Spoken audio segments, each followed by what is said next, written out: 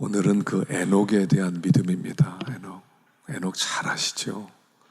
근데 에녹을 또 생각할 때마다 참 신비한 사람이에요. 죽음을 보지 않고 옮겨진 두 사람, 에녹과 엘리야 두 사람이 죽음을 보지 않고 천국으로 옮겨졌습니다. 어떻게 이런 일이 있을 수 있겠습니까? 그것은 하나님이 특별한 뜻이 있어서 이런 두 분을 우리에게 보내주시고, 중요한 것은 그들이 옮겨졌다는 거죠. 옮겨졌다는 거. 그러니까 옮겨졌다는 것이 무슨 뜻이냐면 이 세상의 전부가 아니라는 것을 우리에게 강력하게 말씀해 주는 겁니다. 육신의 눈으로만 보이는 세계가 전부가 아니라 눈에 보이지 않는 하나님의 세계, 우리의 영의 세계, 영원한 세계, 그 세계가 있다는 것을 우리에게 가르치고 있는 것이지요.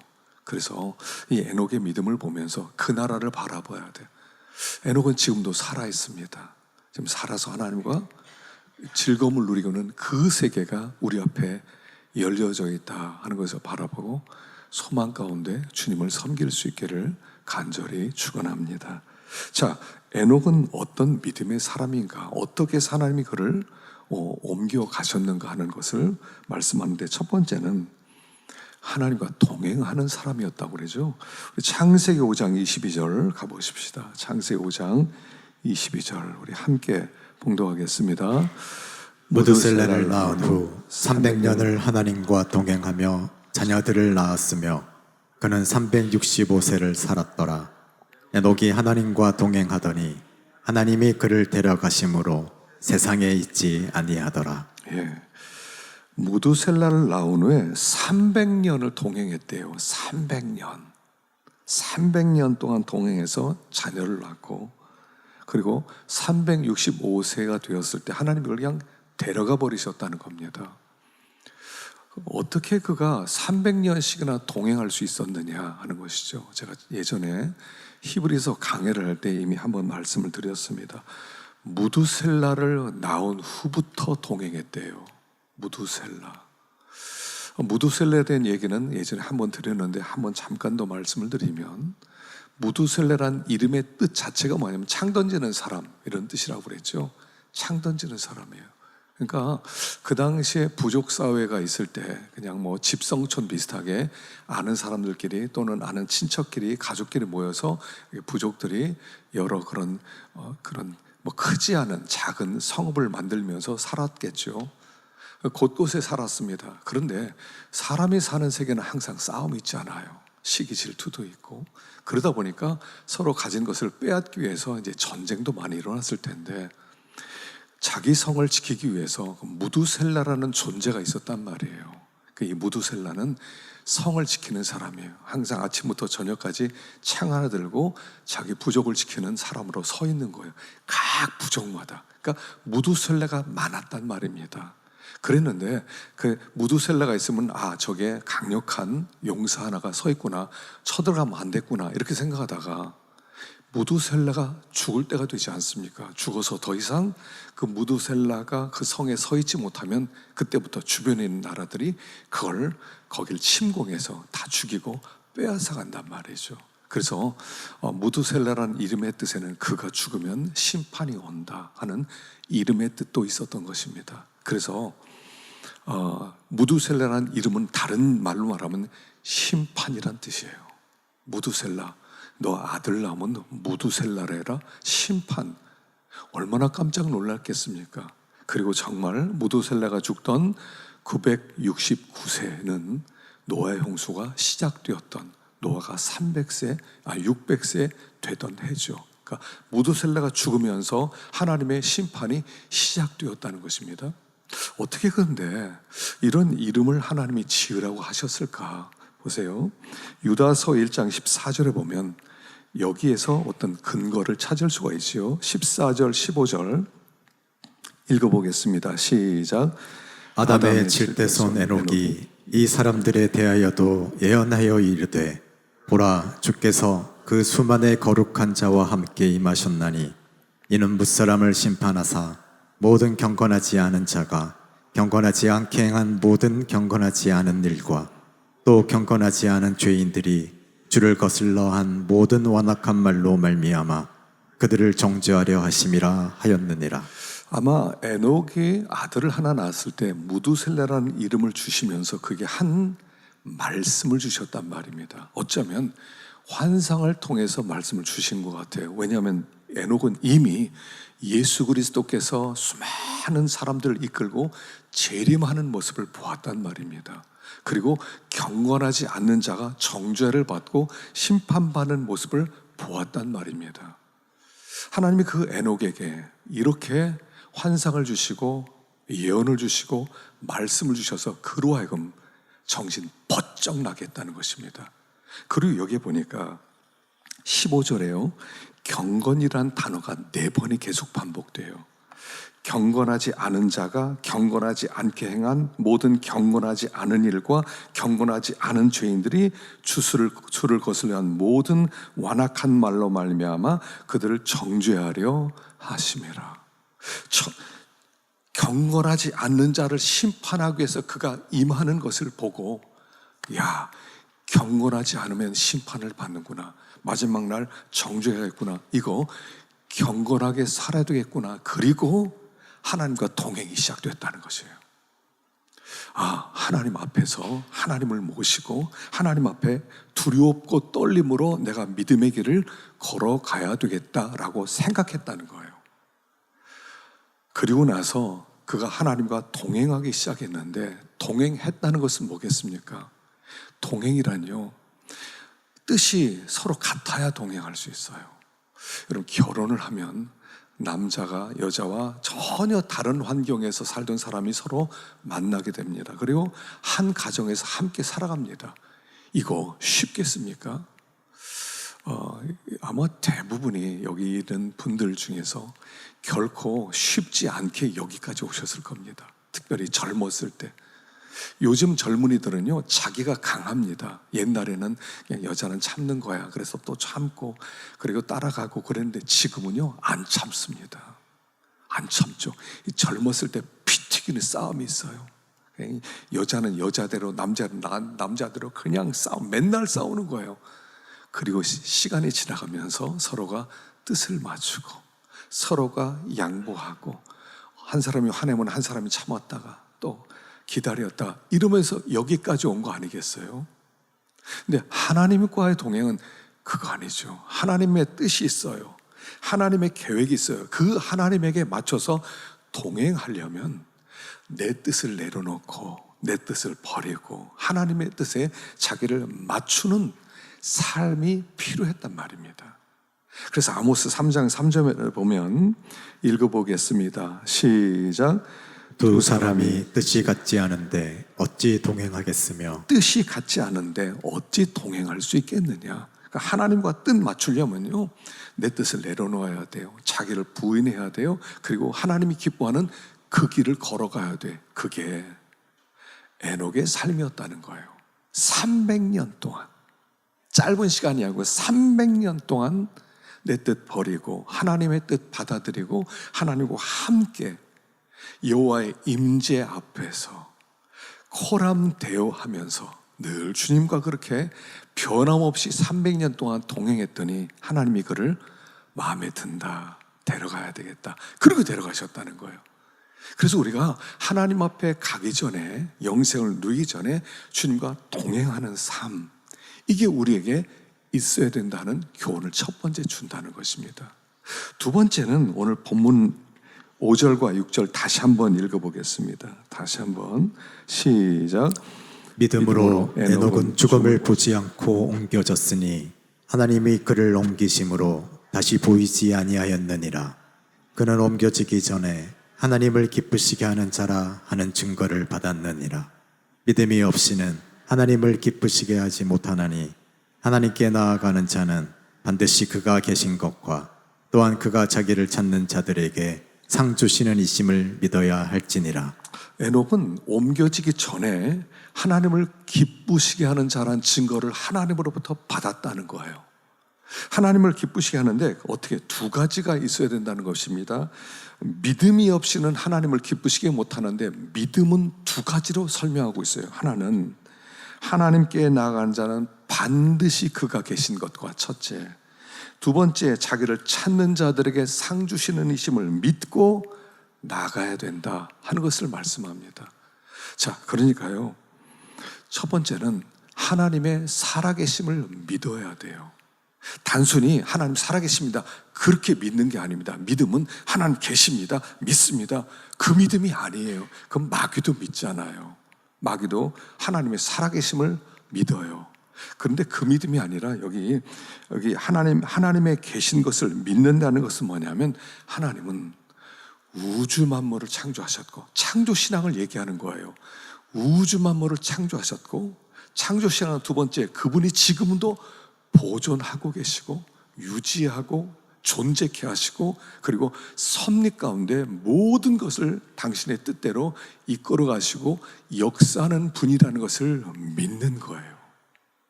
그래서 이걸 첫 번째 믿는 거예요. 어느 날 우연히 알게 되었어요. 아, 세상을 창조한 하나님이 계시네.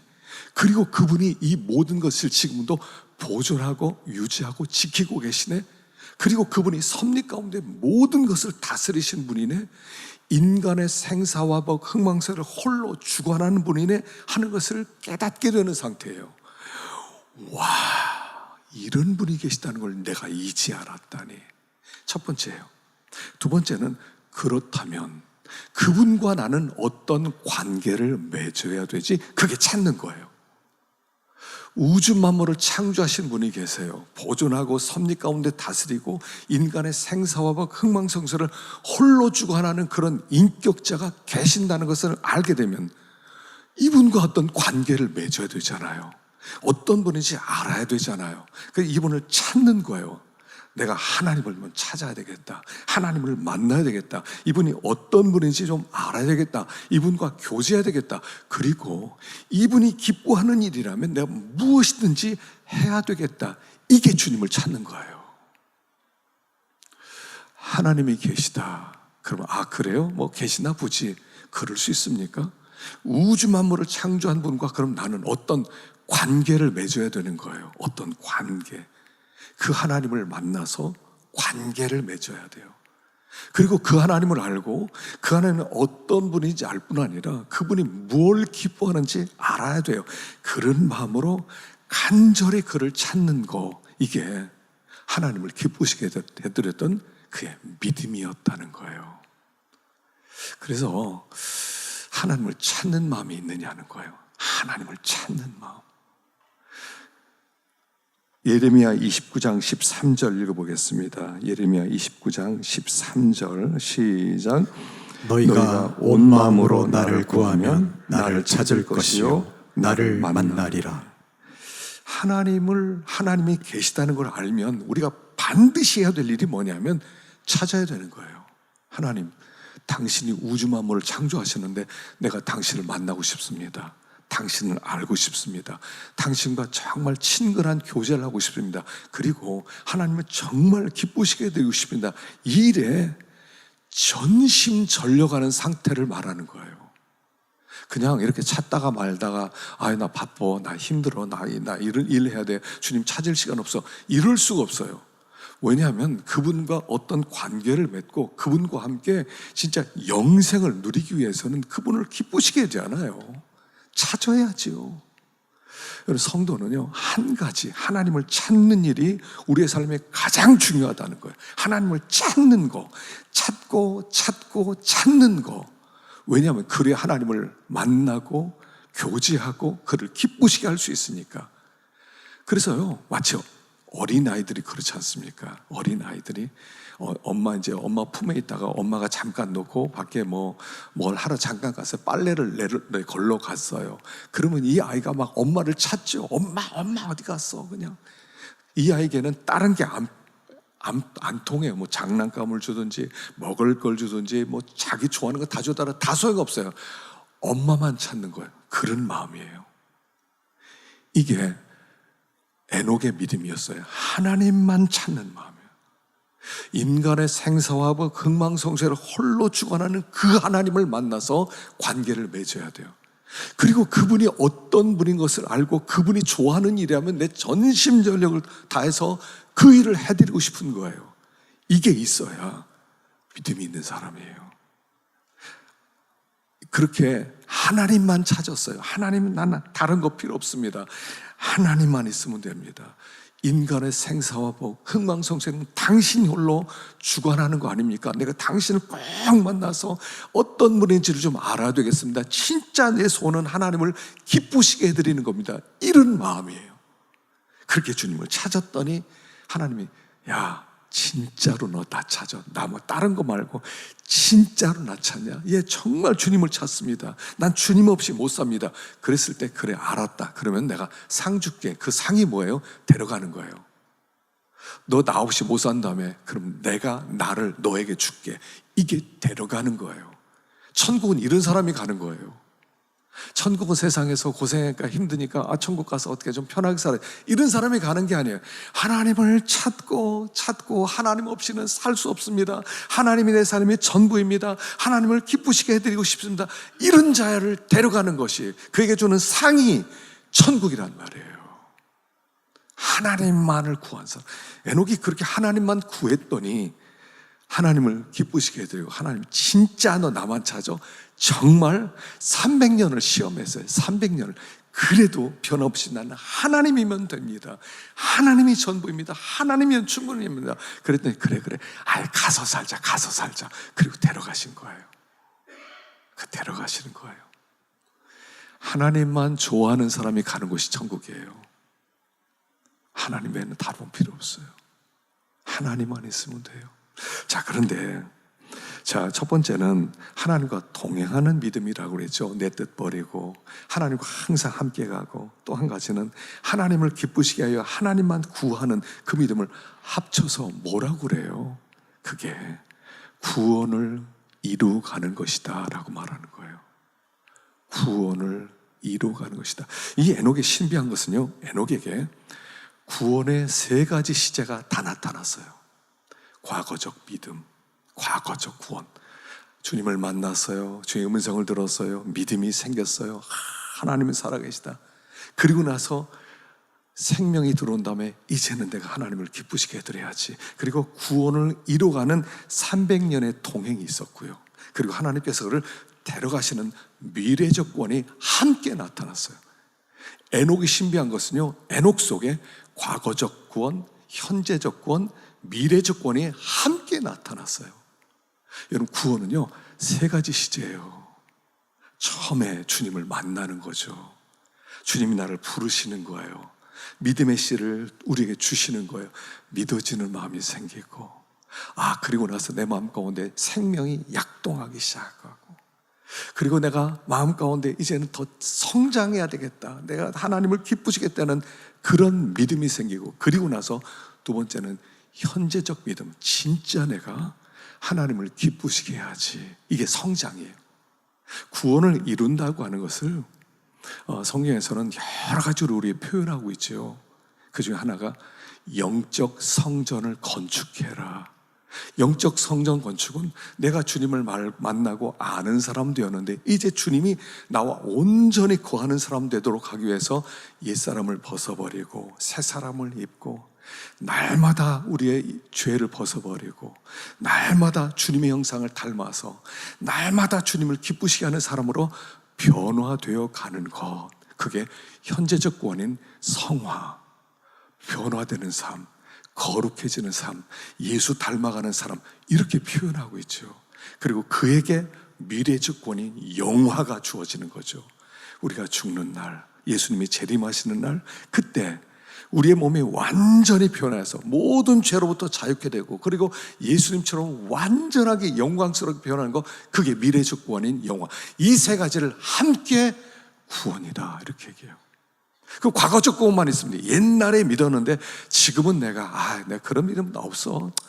그냥 뭐 옛날에 그랬지 뭐 아무것도 모를 때. 근데 지금 살아보니까 인생이 그런 게 아니야 하고 주님을 떠나요. 그럼 이 믿음은 진짜예요, 가짜예요? 가짜인 거예요. 그게 히브리서에 나오는 말씀들이에요. 진짜처럼 보이는 가짜들이 있다. 그래서 사람은 열매로 안다. 그래서 열매로 안다. 그 현재적 구원이 이 에녹에게 계속 나타났다는 거예요. 그래서 그 현재적 구원인 성화가 가장 잘 표현되는 구절 중에 하나가 유다서 1장이에요. 예, 보십시다. 20절, 21절 시작. 사랑하는 자들아, 너희는 너희의 지극히 거룩한 믿음 위에 자신을 세우며 성령으로 기도하며 하나님의 사랑 안에서 자신을 지키며 영생에 이르도록 우리 주 예수 그리스도의 긍휼을 기다리라. 네 가지로 표현했어요. 거룩한 믿음 위에 자기를 세우라, 첫 번째. 두 번째, 성령으로 기도해라. 세 번째, 하나님의 사랑 안에서 자를 지키라. 네 번째, 영생에 이르도록 우리 주 예수 그리스도의 긍휼을 기다리라. 이게 구원을 이루어가는 성화의 단계를 전부를 네 가지로 딱 함축해서 표현을 해놨어요. 첫 번째는 뭐냐면 너희의 지극히 거룩한 믿음 위에 자기를 세워라, 자기를 건축해라, 자기를 만들어라, 이렇게 얘기해요. 자, 우리가 예수를 믿을 때는요, 마치 이런 거예요. 돌덩이에 씨가 하나 떨어진 거라고 그랬죠. 제가 돌덩이에 씨가 하나 떨어졌어요. 말씀을 하나 받았어요. 말씀을 하나 받았어요. 그리고 그 말씀이 우리를 자꾸 다듬기 시작하는 거예요. 돌덩이 같은데 우리 하나님께서 조각가처럼요, 계속 뭔가를 깨뜨리고 다듬으시에요. 그냥 계속 끌어가지고 또 깨뜨리고 또 세포로 또 다듬고 뭐 그런 가운데 뭔가 만들어지는 거예요. 하나님이 하시는 일이 뭐냐면 우리를 하나님의 형상대로 만들어가는 일이에요. 원래 우리는 이런 존재가 아니었어요. 하나님이 창조했을 때 그 인간은 정말 아름다웠어요. 근데 죄가 들어옴으로 말미암아 그 아름다운 형상이 돌덩이처럼 생겼어요. 그래서 하나님이 오셔서 우리를 계속 다듬어 가기 시작해요. 하나님의 관심은 뭐냐면 나예요. 내 신앙 인격이에요. 거룩한 사람이 되는 거, 이게 하나님의 관심이에요. 하나님의 관심은 내가 주님 닮아가는 거예요. 그래서 하나님을 닮도록 하기 위해서 여러 가지 환경을 우리에게 보내주세요. 이런 환경, 좋은 환경도 주시고 안 좋은 환경도 주시고 좋은 사람도 만나게 하시고 안 좋은 사람도 만나게 하시고, 그러니까 다양한 사람과 다양한 환경을 나에게 보내세요. 그리고 나서 그 환경으로 나를 다듬으시는 거예요. 우리는 세상에 살면서 어떤 안 좋은 일이 딱 왔어요. 그러면 이런 안 좋은 일이 와서 기도합니다. 하나님, 이 환경 좀 어떻게 좀 없애주세요. 빨리 좀 해결해 주세요. 그렇게 했는데 하나님이 그건 뭐라고 하세요? 얘야, 네가 조금 문제가 있어. 너 이거는 고쳐야 되거든. 너 이런 죄를 좀 버려야 돼. 그래서 내가 이 환경 준 거야. 이 환경으로 너를 좀 다듬어 봐. 너를 좀 깨뜨려 봐. 그래서 하나님이 그 환경을 주신 거예요. 그 환경을 없애고 그 환경이 바뀌어지는 게 목적이 아니라 하나님은 뜻이 있어서 그 환경을 주셨단 말이에요. 그 환경으로 나를 바꾸려고, 나를 변화시키려고 그 환경을 주신 거예요. 그럼 하나님 앞에 나와서 하나님, 이 환경이 이렇게 왔는데 돌아보니까 내가 참 믿음으로 살지 못했고 내 성격이 참 모난 부분이 있고 그래서 이런 환경 주셨군요. 하나님 앞에 엎드리면서 하나님, 나를 불쌍히 여겨주세요. 나를 좀 변화시켜 주세요. 내가 이런 안 좋은 모난 부분이 있어서 이런 일이 왔습니다. 주님 불쌍히 여겨주십시오. 하다 보면 어느 순간인가 나도 모르게 그 환경이 사라졌어요. 내가 변화되면 그 환경이 사라져요.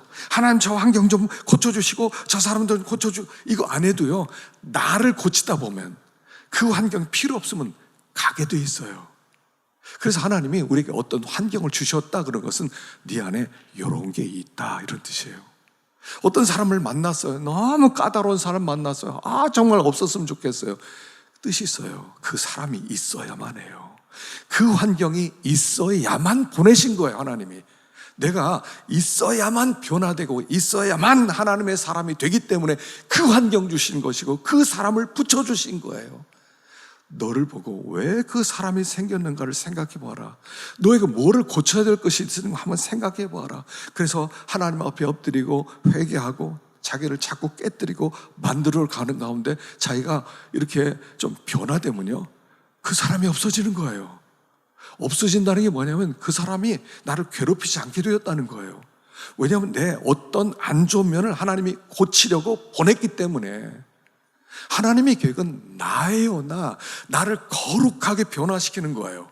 하나님의 계획은 나를 깨끗하게 만드는 거예요. 예수님 닮은 사람으로 만드는 거예요. 그래서 하나님께서 주신 그 모든 환경이 나에게 다 유익한 거예요. 하나님을 사랑하는 자, 곧 그 뜻대로 부르심을 입은 자들에게는 모든 것이 합력하여 선을 이루느니라. 나를 변화시키기 위한 모든 도구들이 나에게 오는 거란 말이에요. 그래서 나만 변하면 돼요. 나만 변하면 모든 사람이 다 복된 사람이 돼요.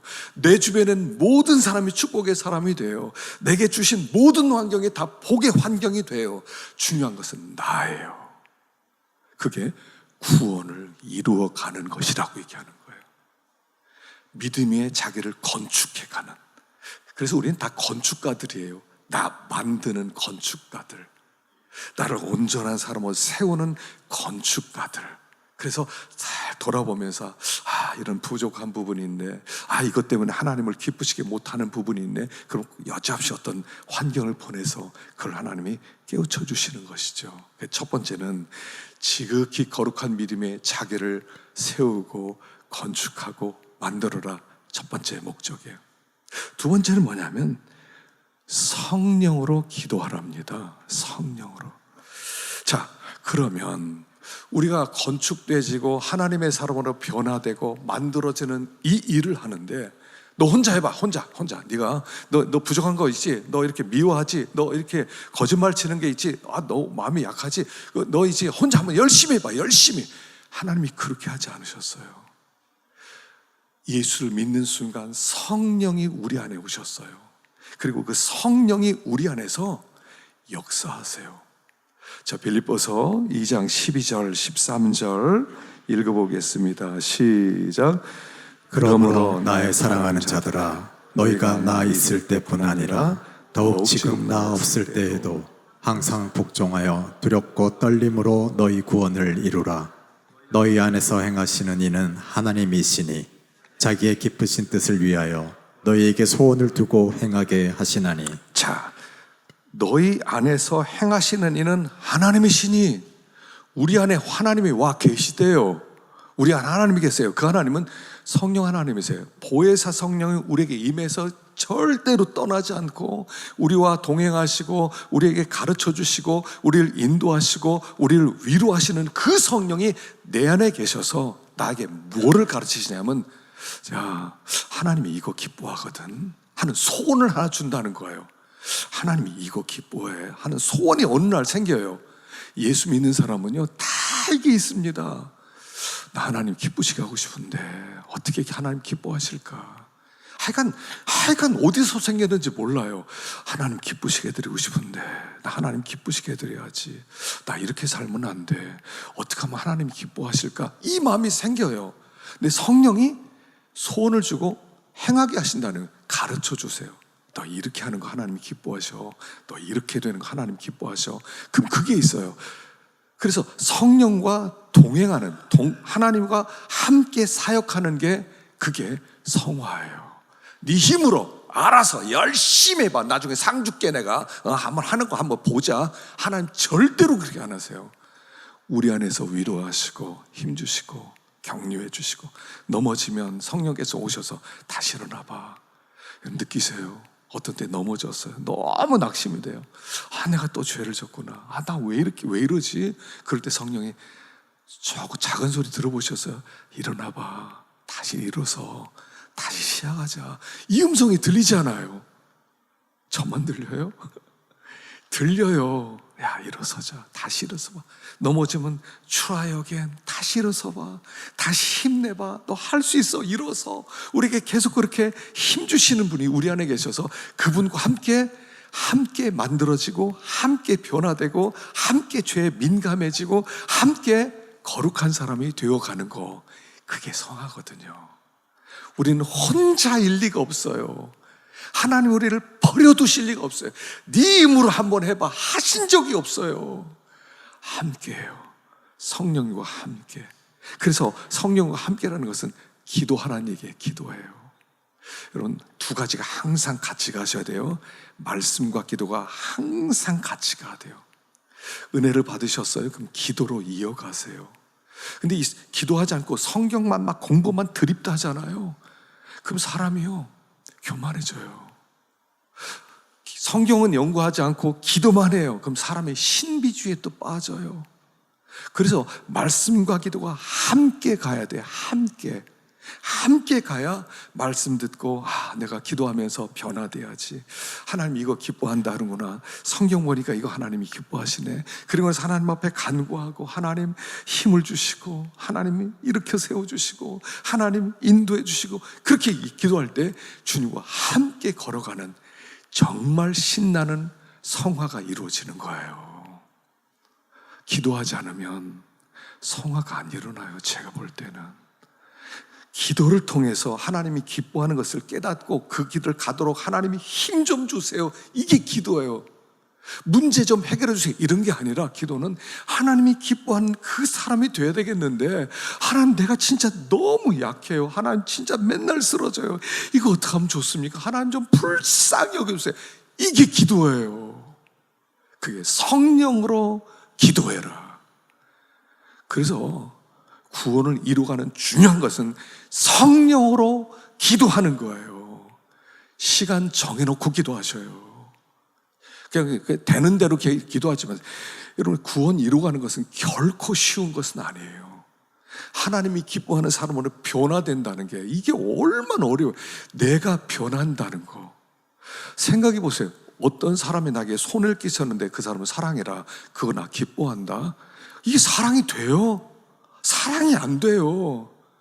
저 사람이 나한테 엄청난 손해를 입혔어요. 몇 천만 원을 가지고 떼어 먹었어요. 근데 이게 사랑이 돼요? 근데 사랑하라는 거예요. 하나님이. 그래야 내가 기뻐한다. 이러니 이게 어떻게 되는 거예요? 그때 또 기도하는 거예요. 하나님 저 사람 밉습니다. 근데 하나님이 자꾸 사랑하라고 합니다. 하나님 난 죽어도 난 사랑 못합니다. 하나님 죽어도 안 됩니다. 저 사람은 진짜 안 됩니다. 하나님 앞에 나오는 거예요. 그럼 성령이 힘 주세요. 나는 할 수 없지만 그가 행할 수 있는 힘을 주세요. 할 수 있어. 사랑할 수 있어. 사랑할 수 있어. 사랑할 수 있어. 계속 어느 순간인가 그 사람을 위한 기도가 나오고 그 사람의 상황도 알게 되고 불쌍히 여기는 마음도 생기고 어느 때는 품게 되고 그렇게 되는 거예요. 이게 구원을 이루어가는 에녹이 했던 일이란 말이에요. 하나님과 동행했던 삶이었고 하나님을 기쁘시게 했던 삶이 바로 구원을 이루어가는 그 일이었다는 거예요. 그렇게 주님 닮아가는 거예요. 자, 세 번째 하나님의 사랑 안에서 자기를 지켜라. 사랑 안에서, 하나님의 사랑 안에서 자기를 지켜라. 이거 뭐냐면요, 이거예요. 우리는 지금 하나님의 사랑 안에 와 있어요. 하나님이 나를 사랑해. 그 증거가 예수 그리스도죠. 그러니까 항상 아버지의 사랑 안에 내가 거해야 돼요. 아버지의 사랑. 그래서 아버지의 사랑 안에 거하는 것은 뭐냐면 십자가의 은혜를 기억하는 거예요. 하나님이 나 같은 죄를 사랑하셨다. 어떻게 나를 사랑하시지? 나를 위해서 독생자 예수님을 보내주셨네. 신기하다. 진짜 감사하다. 야, 우리 아버지가 나를 진짜 건지기를 원하는구나. 진짜 나를 사랑하시네. 이게 사랑 안에 거하는 거예요. 기도의 시작은, 성화의 시작은 사랑으로부터 시작하는 거예요. 아버지가 나를 이렇게 사랑한다는 사랑으로부터 시작하는 거예요. 나 같은 죄인 사랑하셨습니다. 나를 위해 예수님 죽으셨습니다. 이제 내가 주님을 좀 기쁘시게 해드리고 싶습니다. 주님 감당할 수 있게 해주세요 하고 아버지의 사랑으로 시작하세요. 이번 주 책임질 기도하실 때요, 이렇게 기도하세요. 나 기도할 거 제목이 없대. 나 어떻게 기도할지 몰라. 그럼 간단해요. 이렇게 기도하세요. 주님, 나를 위해서 예수님 보내주셔서 감사합니다. 예수님 나를 위해 죽어주셔서 감사합니다. 주님, 예수님 나를 데리러 오겠다고 약속해 주신 거 감사합니다. 주님, 나는 맨날 넘어집니다. 죽어주신 은혜 기억하게 해주십시오. 이거부터 시작하세요. 이거부터 시작하세요. 내가 현재 서 있는 존재는 하나님의 사랑한 십자가 그늘 아래 내가 있다는 거, 여기서부터 시작하라는 거예요. 그 사랑 없이 내가 뭐 하겠습니다, 기쁘시게 해드리겠습니다, 안 돼요. 우리가 얼마나 연약한지 알잖아요. 얼마나 연약한지. 매일매일 넘어지는 거 알잖아요. 주님의 사랑이에요. 나 같은 죄인 살리신, 나 같은 죄인 살리신 그 은혜 고맙습니다. 땅에 있는 성도는 존귀한 자들이 나의 모든 즐거움이 저에게도 다, 우리가 뭔데 즐거움의 전부의 대상자로 삼습니까? 보라, 하나님이 어떤 사랑을 우리에게 주사 하나님의 자녀라 일컬음을 얻게 하셨는가. 와, 우리가 뭔데 하나님의 자녀예요. 영광의 자녀예요. 영생이 약속되어 있는 이런 놀라운 자가 되었냐는 거예요. 사랑 안에서 자기를 지켜라. 이 거룩을 이루어가려면요, 그 사랑 안에 있어야 된다. 마지막으로 네 번째는 영생에 이르도록 우리 주 예수 그리스도의 공유를 기다려라. 영생에 이르도록. 마지막 우리가 영생을 받는 날이요. 내가 진짜 잘했어. 진짜 하나님 앞에, 하나님, 제가 진짜 많은 일을 했어요. 진짜 엄청난 일을 했어요. 하나님, 나 상 주실 거예요. 이렇게 안 서요, 우리는. 여러분, 아버지를 기쁘시게 하려면 항상 뭐가 있어요? 부족함을 느껴요. 여러분, 부모는요, 자식에게 모든 걸 다 해주고 나서도 제대로 해주지 못해 미안하다. 이게 부모 마음이에요. 부모는 자식을 정말 사랑하거든요. 뭐 유산도 물려주고 집도 물려주고 뭐 차도 다 물려줬어요. 그리고 나서 죽기 전에 이렇게 얘기해요. 얘야, 더 주지 못해 미안하다. 이게 부모 마음이에요.